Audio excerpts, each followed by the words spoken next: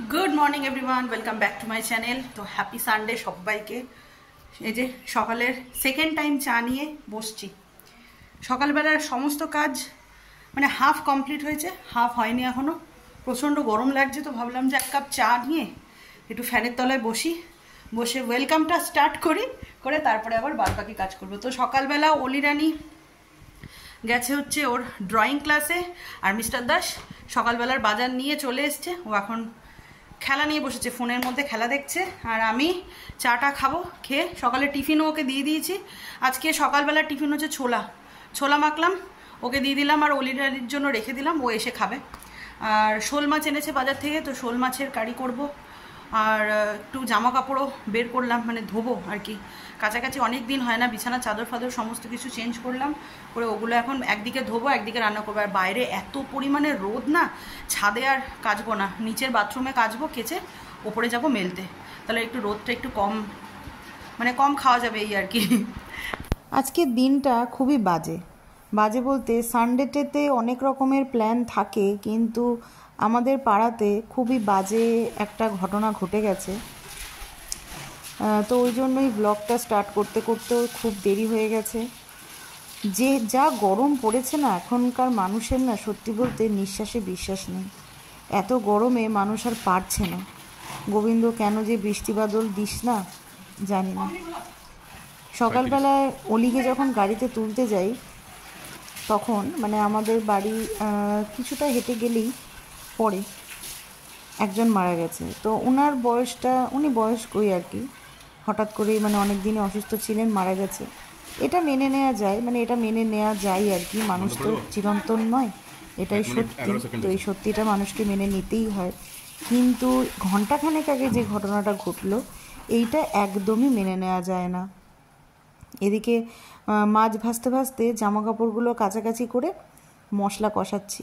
মশলা কষানো কমপ্লিট, দিয়ে দিলাম জল। যেটা বলছিলাম,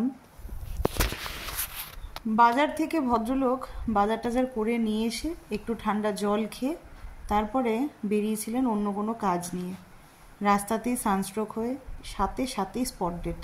হসপিটাল নিয়ে যাওয়ার আর সময়ই দিলেন না।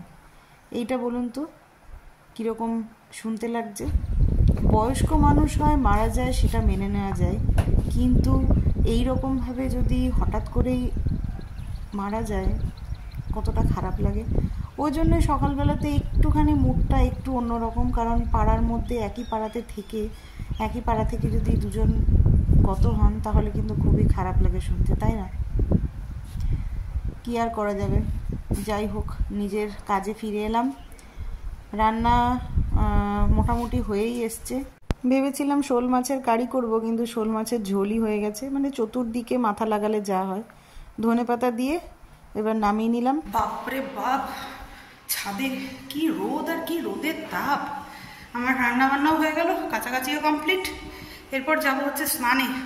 প্রচণ্ড গরম লাগছে, স্নান করে পুজো দেবো। তো ওই যে অলিরানি এতক্ষণ পড়াশোনা করে এখন স্কুলের অ্যাক্টিভিটি নিয়ে বসলো, আর আমি এদিকে সেই যে টফিগুলো নিয়ে এসেছিলাম ওগুলো খাওয়াই হয়েছিল না। তো এইগুলো এখন বসে টাইম পাস করবো। মিস্টার দাস গেছে আড্ডা দিতে, আড্ডা দিয়ে এলে পরেই খাওয়া দাওয়া হবে। আর এই যে সকালবেলার বেডশিটটা চেঞ্জ করেছি, তো এইটাই হাতের সামনে পেয়েছি, তো এইটাই পেতে দিয়েছি। Just ignore. আর এই যে দেখুন দাঁত বার করছে। Good evening everyone. অলিরানিও রেডি, আমিও রেডি।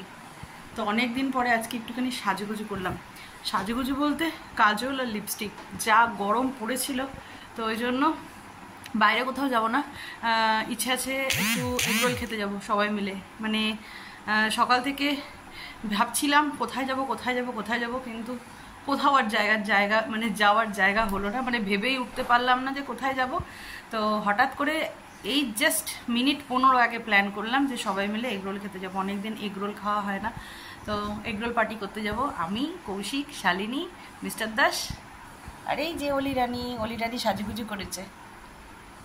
আর অলিরানি বাবাজি আবার লিপস্টিক লাগিয়েছে, দেখি পিছনটা চুলটা দেখি। ওরে বাবা হেভি লাগছে।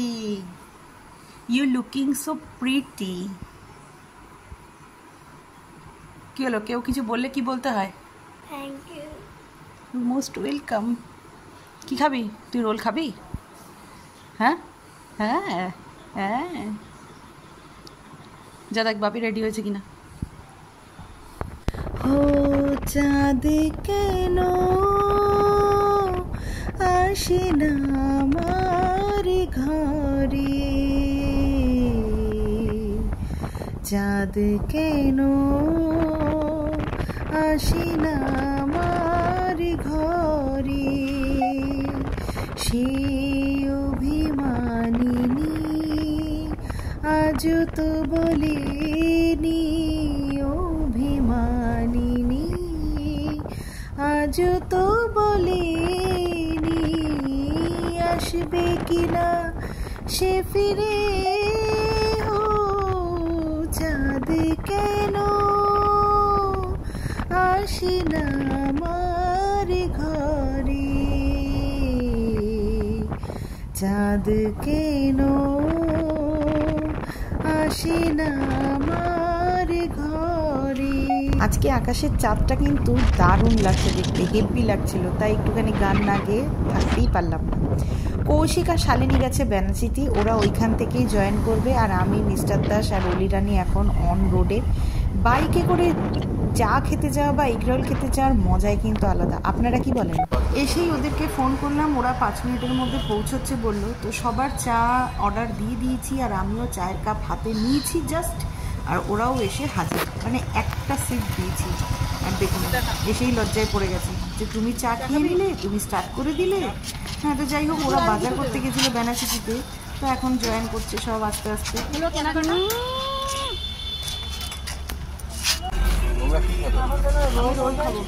কি কি হবে শুনি?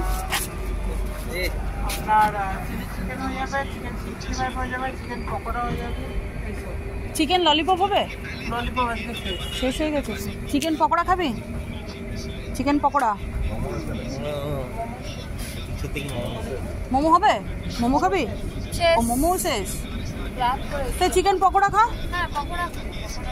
হ্যাঁ চিকেন পকোড়া খা। কি খাবি তাহলে? কিচ্ছু খাবি না? প্লেট চাও না?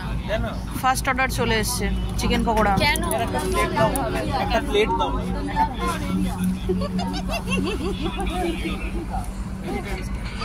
নে নে নে নে নে নে ভাই, খেয়ে বল কিরকম। নিচে কিরে ভাই, কি খবর? ভালো বানিয়েছে? ভালো? তুই তো এগরোল খাওয়ার চক করেছিলি। রাতে খেতে পারবো না, ঘরে আমি রাত্রে খাবো না। তো এগরোল দিয়ে বসলাম, ফাটাফাটি কিন্তু করেছিল, তো সবাইকে একটু সাধ্যে হচ্ছে, এই কারণ ওরা প্ল্যান চেঞ্জ করেছে, এসে ধোকা দিয়ে দিয়েছে আমাকে। ওরা চিকেন পকোড়া খেয়েছে আর আমি খেয়েছি রোল, রোলটা কিন্তু দারুণ ছিল। তো এগরোল খাওয়া হলো, চাউমিন অলির জন্য নেওয়া হলো, পকোড়া ওরা খেলো। এগরোলটার টেস্টটা কিন্তু দারুণ ছিল, খুব সুন্দর ছিল। এর আগে এখান থেকে এসে এই চিকেনের আইটেম আমরা নিয়ে গেছি, কিন্তু বসে খাওয়ার কখনো হয়নি, তো আজকে হয়ে গেল। তো এখন আর কিছুই কোনো প্ল্যান নেই, এখন বাড়ি যাচ্ছি। অলি রানী কেমন লাগলো? ভালো লাগলো? অলি রানী বাড়ি গিয়ে খাবে, বসে বসে বসে বসে খাবে একটা একটা করে।